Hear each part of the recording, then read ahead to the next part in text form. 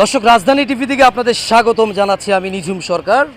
দর্শক, এই মুহূর্তে দাঁড়িয়ে আছি সরকারি ইউনানি ও আয়ুর্বেদ মেডিকেল কলেজ ও হাসপাতাল, যেটা ইতিমধ্যেই সোশ্যাল মিডিয়া, ইউটিউব, ফেসবুক বিভিন্ন জায়গায় ভাইরাল হওয়ার পরে অসংখ্য মানুষ কিন্তু ছুটে এসেছে এই সরকারি ইউনানি ও আয়ুর্বেদিক মেডিকেল কলেজ ও হাসপাতালে। হাজার হাজার মানুষের সমাগম হয়ে গেছে, কিন্তু চিকিৎসা কতটুকু কে পাচ্ছে আমরা বিস্তারিত আপনাদের মাঝে তুলে ধরব। সঙ্গেই থাকুন রাজধানী টেলিভিশনে।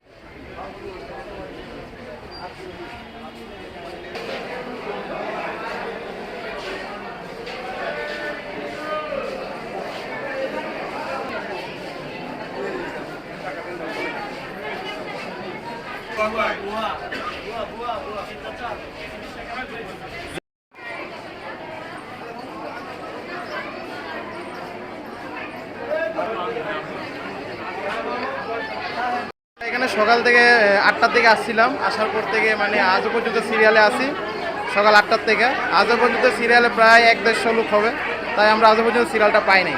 8টার থেকে আসার পরে ডাক্তার একটাই, একটা পুরুষ দেখে একটা মহিলা দেখে।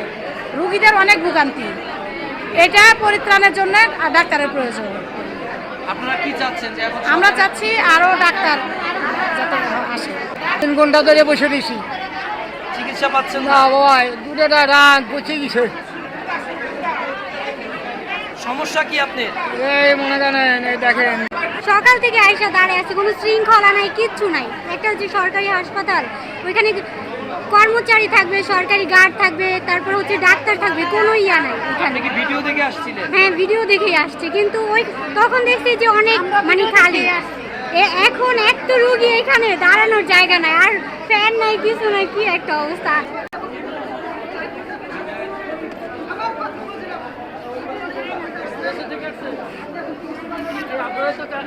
আমার কথা হলো যে এখানে যে বিষয়গুলো হলো, এটা ভাইরাল হওয়ার কারণে অনেক রোগীর সংখ্যা এখানে চাপ হয়েছে। এখন এটা একটা ডিসিপ্লিনে নিয়ে আসার জন্য এখানে প্রচুর পরিমাণে গার্ড দরকার, ম্যান পাওয়ার দরকার, যে ম্যান পাওয়ারটা এখানে নাই।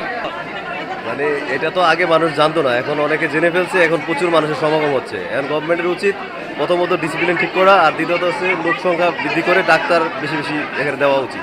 কি আর এই দেশে যে চলতেছে তাই হবে, আর কি করার তো কিছু নাই। এদিকে 2টা পর্যন্ত ডাক্তার থাকবে, 2টার পর আর ডাক্তার থাকবে না, তো আবার রুগীগুলা দেখবে কে? রাস্তায় যে ফুটপাতে কেউ দেখাবে না, এদিকে ডাক্তার থাকতে হবে। যে বলে 8 ঘন্টা পরে আবার আরেকজন ডাক্তার আসবে, আবার উনি দেখবে। আরে শিফট বাই শিফট ডাক্তার দেওয়া উচিত, যে 8 ঘন্টা পর পর ডাক্তার একজন থাকতেই হবে। দুইজন তাই যার যার দায়িত্ব উনি পালন করবে। হ্যাঁ, আবার রাতে 8টার সময় আরেকজন আসবে, তো ওনারা ডাক্তার থাকবে না, তো চিকিৎসা দিব কারা?